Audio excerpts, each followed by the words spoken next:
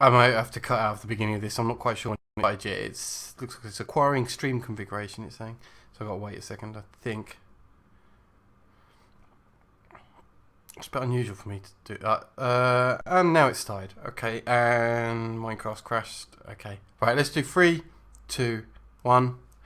Welcome to Minecraft Feed the Beast using the Direwolf 20 pack for 1710. And I have Malinka here with me somewhere. Are you nearby? Getting Hello. bad frame rates for a second. I hope that should clear Right next up. to you on the other side. I hope. Otherwise I'll have to get fraps out. But anyway, so the reason why I'm making a video is two reasons. One is we don't have enough people watching us on Twitch and we'd love more viewers. So first of all, I'm going to welcome everyone to join us on twitch.tv/Fireweaver. So come and chat with us at any time that we're streaming. You can log on to there, follow us on Twitch, and we heartily recommend that. We've been doing this for quite a while on this particular server, and I'd like to show kind of what we've done so far, as well as a particular build which I think is fairly unique that I've not seen around. So, without further ado, Malinka, why don't you start off the beginning tour of our original Outpost and talk about how we started? Original? We still live here. Well, this little outpost, the little square crappy building. Welcome to our starting building, where we took cobblestone, chiseled it, and gave ourselves a very small cubby hole. It's so small, it's not even worth talking about. It's pretty rubbish, and we gave ourselves some basic tools in the smeltery. Yeah. But we outgrew it. Some smeltery. We actually did a bit of magic, but then again we realized we need more space. We did. And as you can see on the camera, we totally outgrew it, because this is our current home. It's a bit bigger. It is. Just a tiny bit. I've got some weird buggy textures going on, but yeah. Anyway, it's fixed now. So let's actually travel to our brand new home. This is our Victorian Gothic factory. So you can open the door for me. That'd be great. Come right in, sir. Thank you all. So this is where we do most of our work. We've got a little break area that currently we're using for teleporting between dimensions, but we're going to turn this into a nice little break area eventually, aren't we? Put the beds in here, have some couches and some tables and TV. Yeah, definitely. Yeah, some sports channels. I'm not sure. We'll think of something. So we've got a few Emmy crafting terminals that are dotted around here to help us craft things, and you can see we've got some setups here. We've applied energistics. We've got extra utilities on the go. We've got some thermal expansion, Ender IO machines, all processing in certain different ways. You can always come onto the stream and ask how any of these things work in detail. So where do we get most of our power from? I'm looking at it right now, but do you want to talk about this a little bit? A dynamo on a bicycle. We have to bicycle all the way. But no, we use, of course, a reactor. It's still a classic one. I mean, we haven't even replaced the water in it yet. Oh. It has no fine, but it's working. It's a super cheap one. We actually built this within day 2 or day 3 of being on this. Yeah. In Minecraft. And to be honest, it's super cheap, and for very low cost, it produces 7K RF. So for super cheap, it's still uber powerful. Yeah, Malinka's written a little program here, which I'm just going to show quickly. That basically it only runs this reactor when it requires energy. It's a super easy program, nothing too dramatic. We'll go over that if you ask us by coming onto the stream. Let's head up over here. This is just basic railcraft going on, so you can see that we've done some railcraft stuff, and below here we've got some Steve's cart stuff, and we're about to start doing formcraft soon. So if you enjoy formcraft, you can come watch us do formcraft soon. We've got some basic things here, but nothing too dramatic. These are some automations over here that Malinka built last week for our inscribers using, what have we got here? Steve's factory manager. It is. That mold is awesome. It's so overpowered, it's just ridiculous. But you can do cool stuff with it. So, here it is. And to give that factory feel, we've even though it's overkill, because there's plenty of other ways of doing this, we've got all our materials that come from a quarry. We've got it hidden away in the deep dark. Actually transporting all of our finished goods over into our Emmy system across the entire factory floor. So I'm going to... There's a little bit more inside the factory to show, but I'm going to take an overview from our walkways up top, so you can get an overview of the factory floor from up here, which is pretty cool. We still need to make a stairs towards these walkways. I know, we're still definitely work in progress up here. But you can see where we've dotted around some design things like cardboard boxes. We really wanted to keep that factory feel, which is pretty awesome.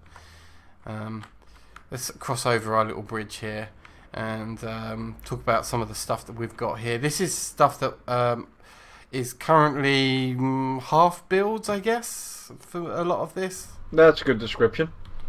Yep. I'll go jump into bed. You Okay. continue the tour. Cool. So these machines here, which you may not recognise, is from Binny's mods, which is basically extra bees, Genetics. extra trees, and is now called under the scope of genetics. But it's what used to be extra bees and has transformed dramatically. So dramatically, I haven't actually built it fully yet. I've got all the machines down, but instead of just using DNA and honey and seed oil, we now need enzymes and all sorts of crazy stuff. So over here we've got a little bit of ethanol and biomass, which we're going to have to transport over into here to make into enzymes. So that will come later. You can come watch us do that. Do you want to quickly close the door from the other side? This is something that we built today during our stream just a few minutes ago. Needs cleaning up. But you can see if you open it one more time, we've got a basic little nice back door here that we're working on. So I'm just going to quickly fly up here. You can see the scope of the factory as it will be when we have the whole place cottoned out. We've only just built, just slightly less than half of the factory. Something like that. Yeah, it's got big extensions. We killed many fortresses in the Nether to get all these bricks. That's true. Okay, let's go outside. No innocent Endermen were hurt. And do some stuff. So we've got some basic bee stuff going on over here, which is pretty nice. Again, you can ask about how that works. And next to it, we've got Botania. One of the coolest things that I've got set up in Botania is, I could probably quickly show it actually. Let me grab a couple of flowers and place them over here. And just in time, because the drum gets beaten, and unfortunately, and the hopper hawk here, which is another type of flower, picks up the flowers off of the floor and drops them in the chest for us to use at a later date. It's pretty cool.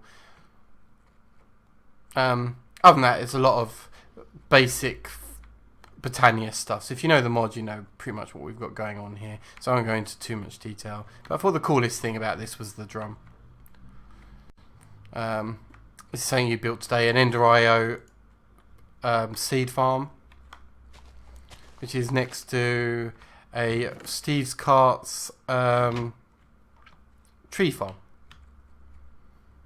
which is pretty nice. But that's not the reason why I brought this episode up. And I know we went for a long time going through all this stuff, but the real reason I'm recording, as I said, we had a fairly unique build, which is next to me here. And I really wanted to go over how this works on camera. So, some basic factorization stuff here. So most people who know factorization know that to do much with factorization you need some energy. So the usual method here, water boilers, steam turbine, generating power with some mirrors to basically give us some steam power. The energy goes into a battery here called a Leyden jar and feeds through our crystallizers here. This is all very basic stuff, so I'm skirting past it really fast. But this is not really the main focus of the build that I want to go on to.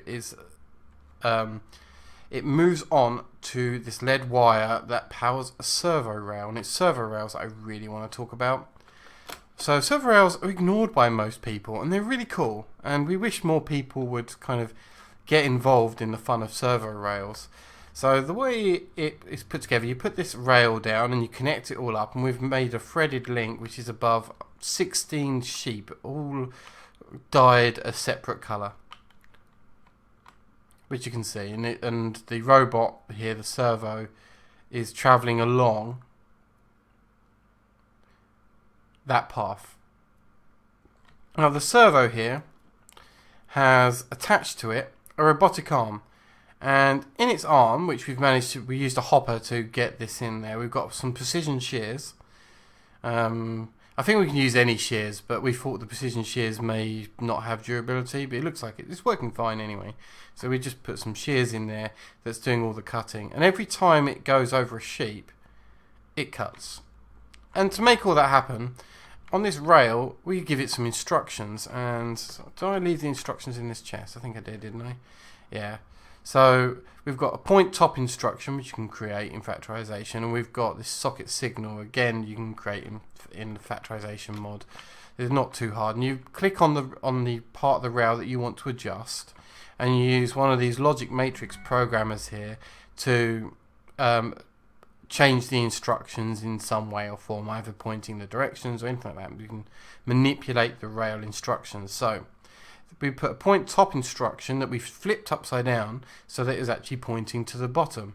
That forces this robotic arm to always be facing downwards, so it's always facing the sheep. And to make sure that as it comes through, I gave it a separate instruction here, just to force it to always point down, because occasionally it can rotate, lag, or some weird instruction can force it to rotate when you don't want it to. So we've just made sure that that stays there. And you can see all these red dots here. They're called socket signals. So to make those shears actually work, you need to give that robotic arm a redstone signal, and we're doing it via the server rail track itself. So every time the servo passes over a socket signal, it gives a quick burst of redstone signal, which tells the robotic arm, and thereby the shears, to start cutting. And as it shears off everything off the sheep, it actually drops the wool on the floor, and then using a quick